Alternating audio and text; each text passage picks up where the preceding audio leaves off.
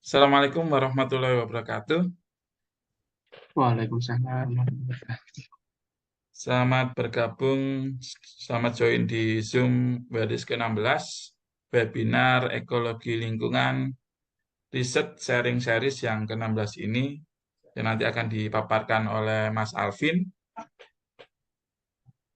Sebelumnya, marilah kita buka Wedis ini dengan bacaan basmalah. Bismillahirrahmanirrahim. Bismillahirrahmanirrahim. Semoga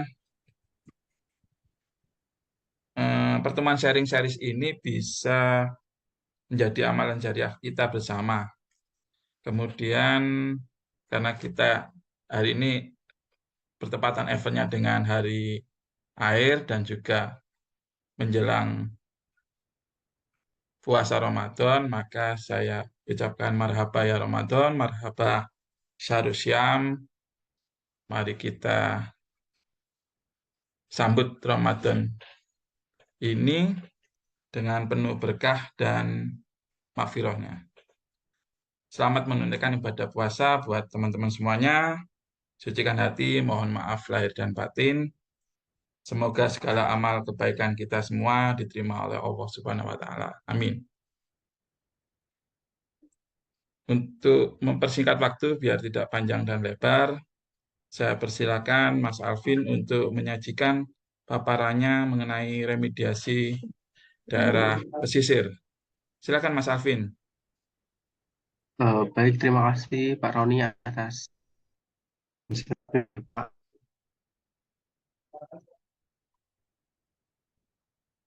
apakah suara saya terdengar Pak Roni? Sudah terdengar jelas. Oke, share screen-nya juga sudah. Oke, baik. Terima kasih semuanya. Assalamualaikum warahmatullahi wabarakatuh. Selamat pagi teman-teman semua. Selamat pagi Pak Roni. Pada kesempatan kali ini saya akan memaparkan hasil penelitian kami, yakni yang berjudul Selection of Potential Plants in Estuarine Ecosystem as with Remediation of Heat Metal.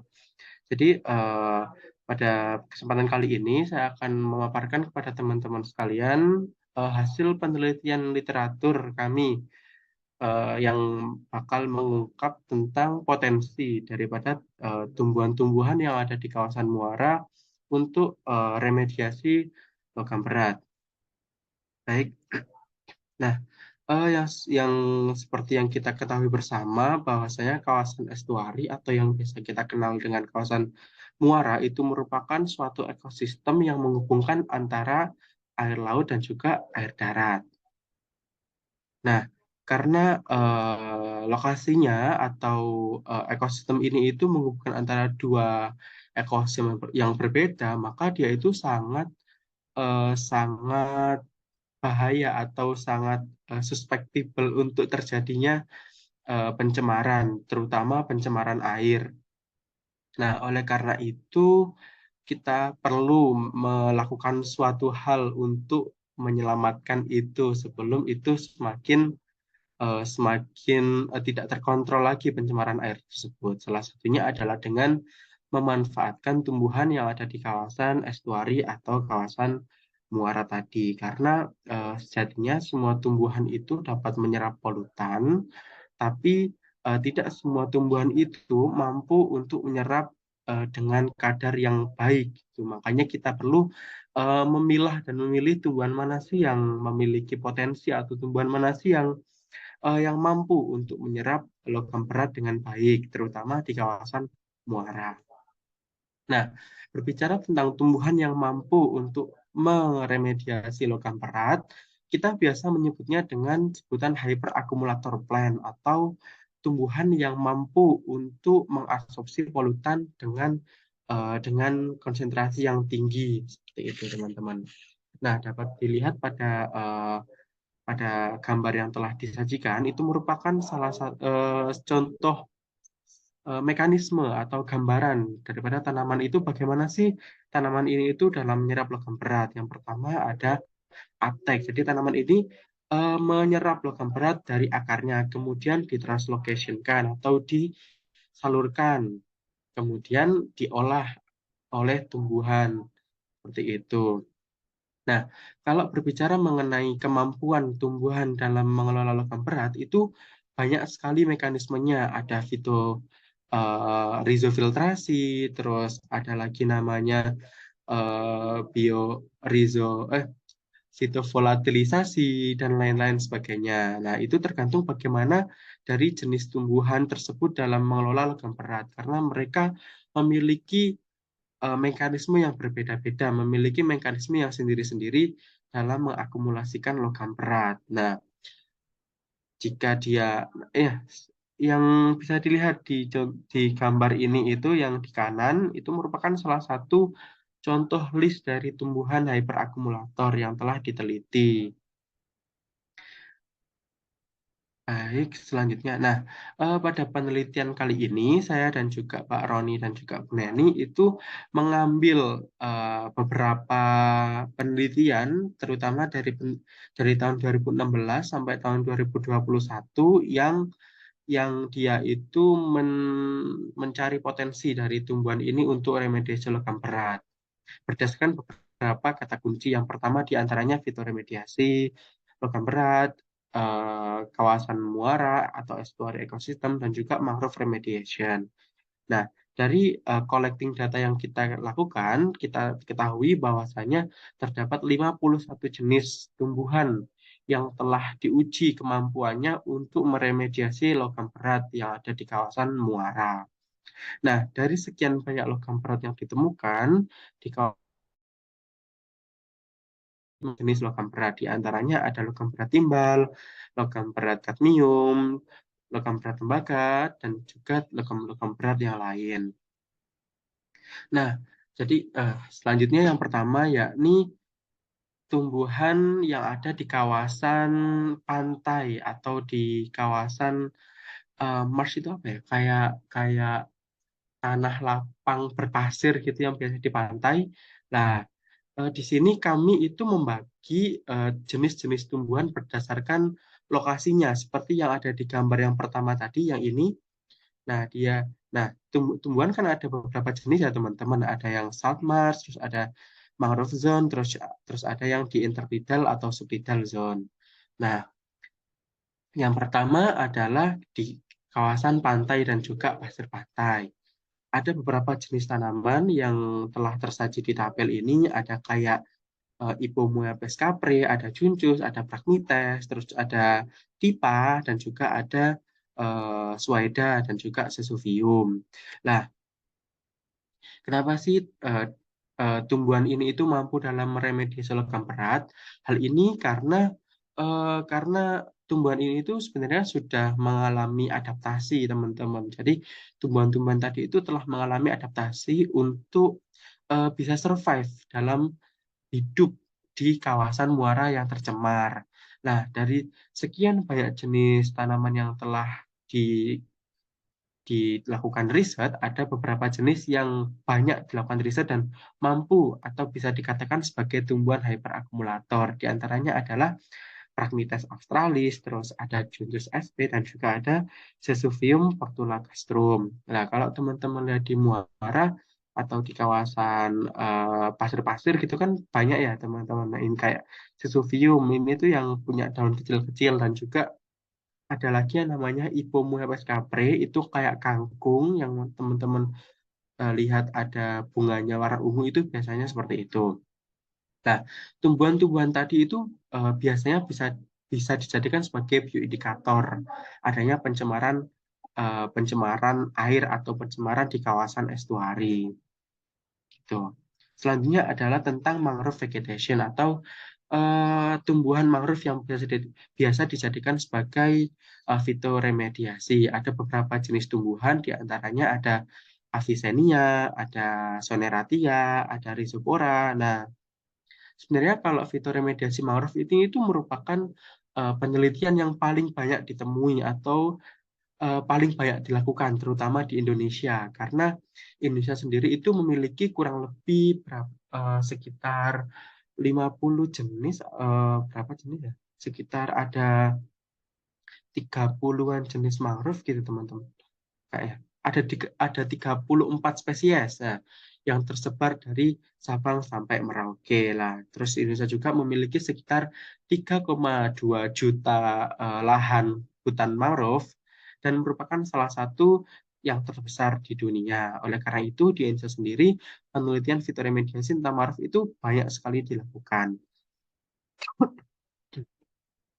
Nah, ini merupakan gambar daripada salah contoh mangrove, ada Rhizopora dan juga ada Avicennia marina. Nah, ini merupakan salah dua jenis mangrove yang banyak sekali kita jumpai di lingkungan sekitar.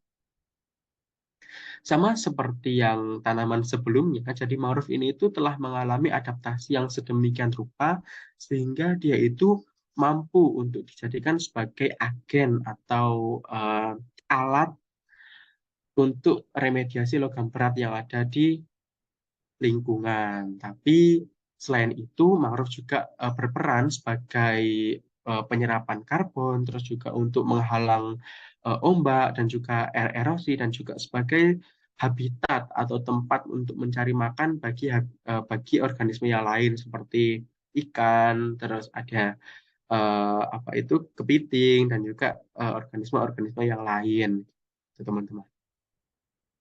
Selanjutnya adalah tanaman yang tergenang di dalam air. Nah, ada beberapa jenis tanaman, di antaranya ada lamun, terus juga ada alga. Nah, ini merupakan dua jenis alga itu sebenarnya bukan tanaman ya, tapi bisa dikatakan sebagai uh, agen yang bisa untuk menyerap logam berat.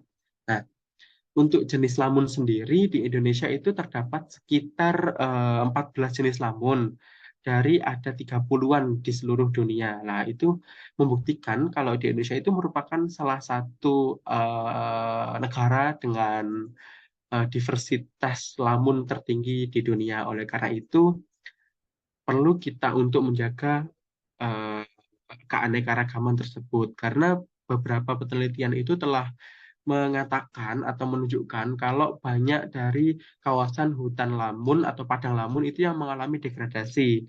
Salah satunya diakibatkan oleh pengurukan atau reklamasi, terus juga ada eh, karena pencemaran air. Nah, itu bakal membuat lamun itu tidak bisa survive untuk hidup di lingkungan perairan tersebut. Padahal lamun sejatinya memiliki kemampuan untuk menyerap logam berat yang ada di lingkungan. Nah, beberapa dari 14 jenis lamun tadi itu terdapat dua jenis yang paling banyak atau paling sering kita jumpai di perairan dan paling sering untuk dijadikan sebagai agen fitoremediasi lingkungan. Di antaranya ada Enhalus acoroides dan juga Bestera marina.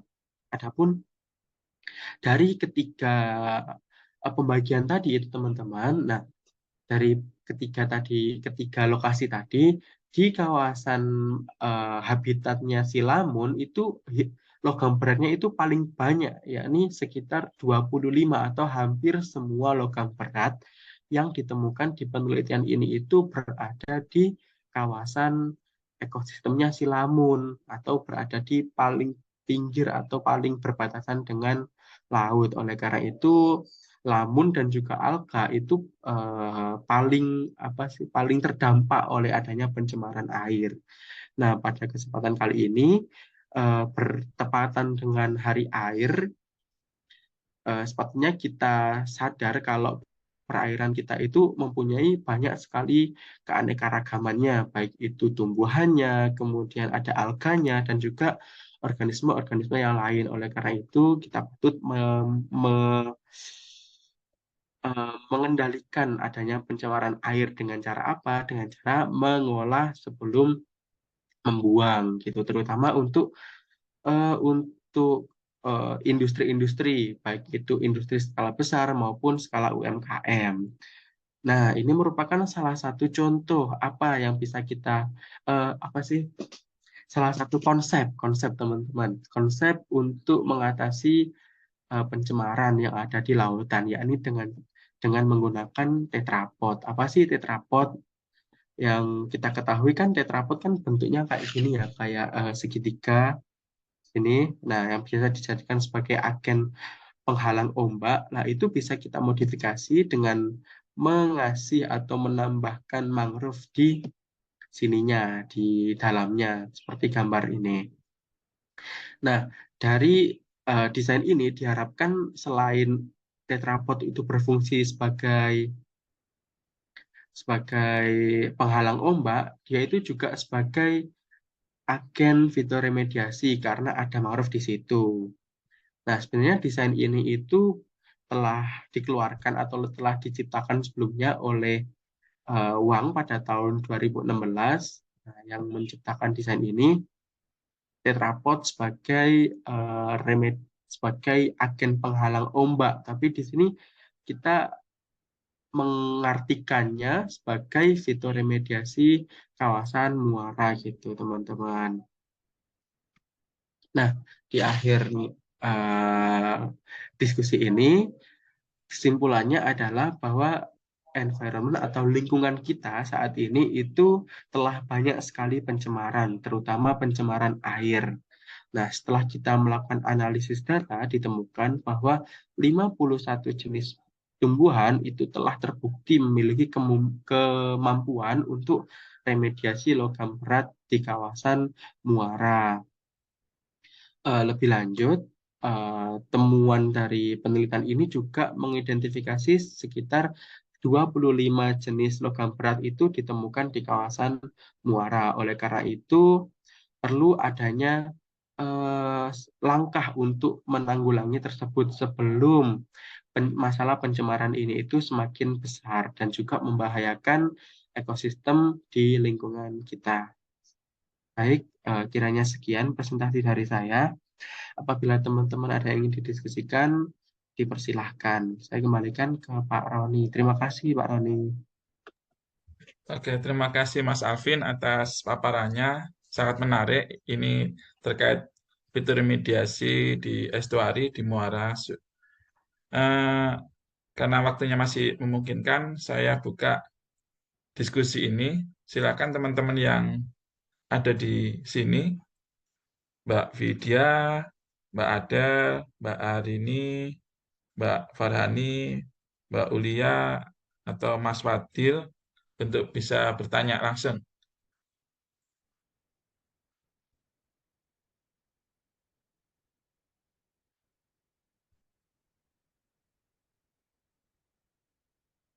Ada yang tanyakan? Atau ada yang mau didiskusikan?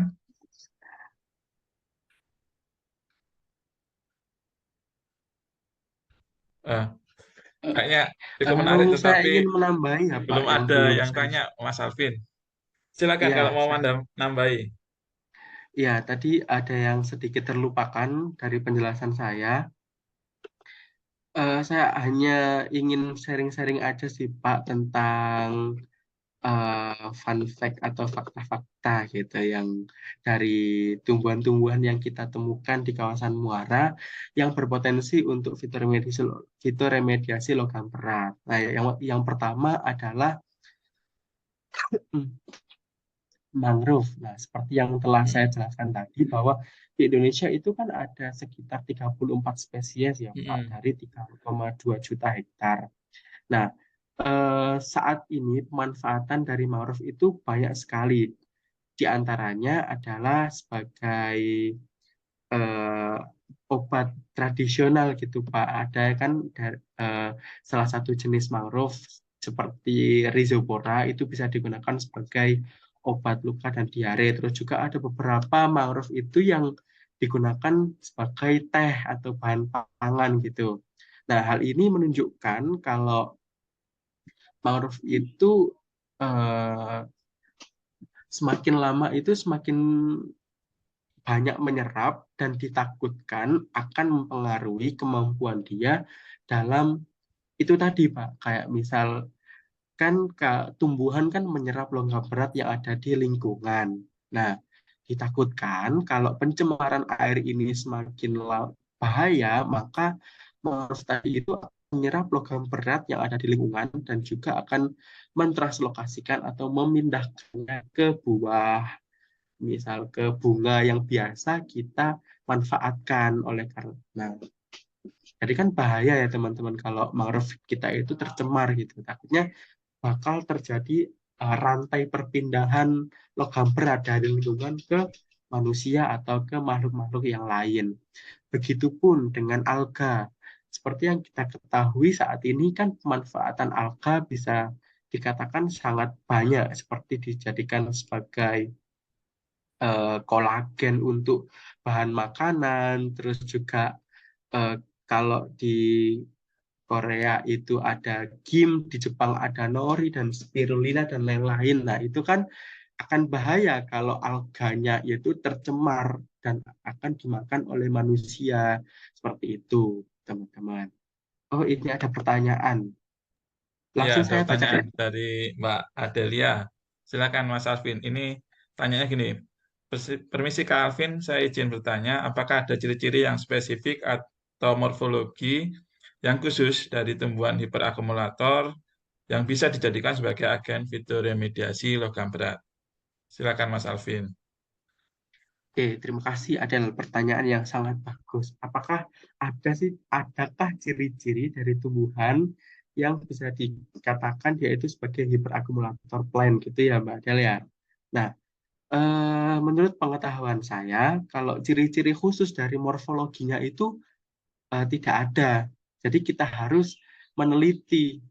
Misal nih, Mbak Adel ingin melakukan seleksi tumbuhan hyperakumulator. Lah, baca-baca ada sekitar 15 jenis tumbuhan itu yang sekiranya mampu untuk dijadikan sebagai hyperakumulator logam. Lah, bisa dicoba satu-satu atau berdasarkan studi, bisa berdasarkan studi literatur aja. Dari ke-15 jenis tadi itu mana sih yang mampu?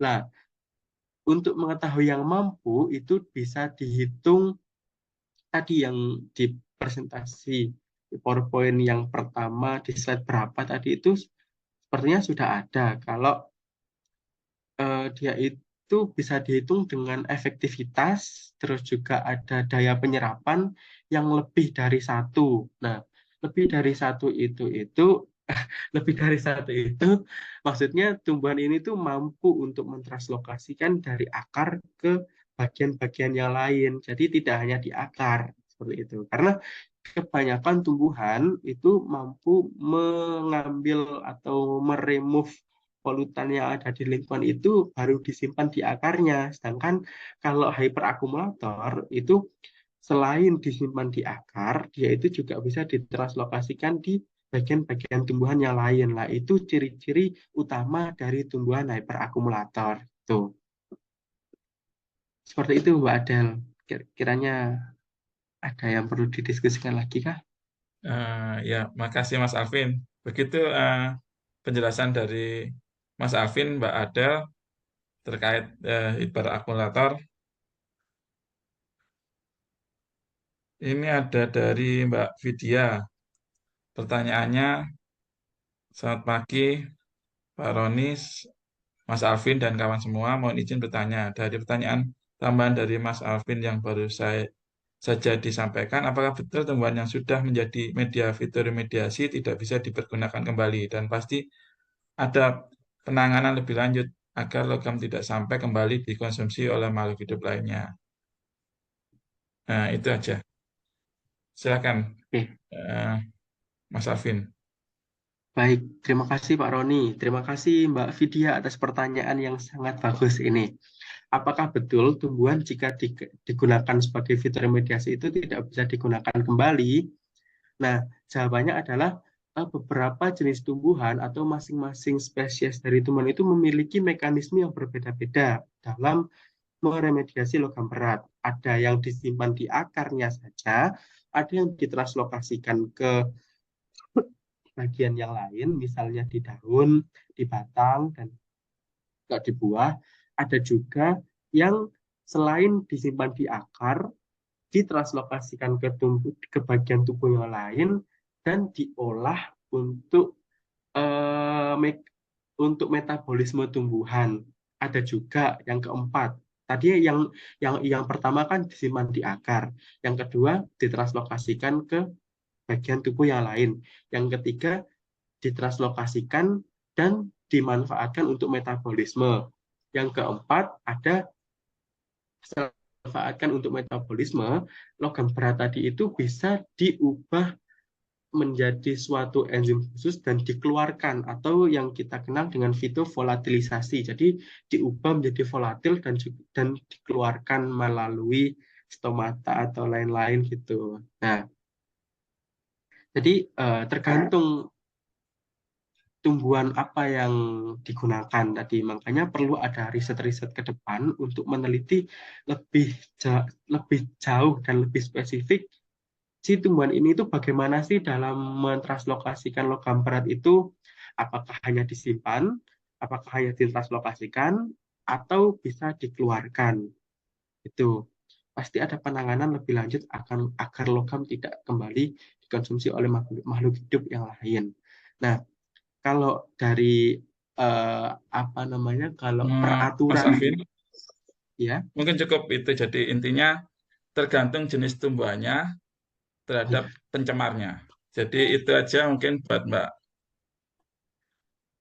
Karena waktunya sudah mau habis, saya cut di sini, nah, saya berhentikan. Terima kasih banyak Mas Alvin atas paparannya. Terus kemudian terima kasih semuanya, teman-teman semuanya yang sudah hadir join di Zoom in saat ini. Eh, saya tutup pertemuan baris ini dengan bacaan hamdalah, alhamdulillahirobbilalamin. Semoga pertemuan ini dapat alhamdulillah. bermanfaat dan menjadi berkah buat kita semuanya. Wassalamualaikum warahmatullahi wabarakatuh. Waalaikumsalam warahmatullahi wabarakatuh. Waalaikumsalam warahmatullahi wabarakatuh.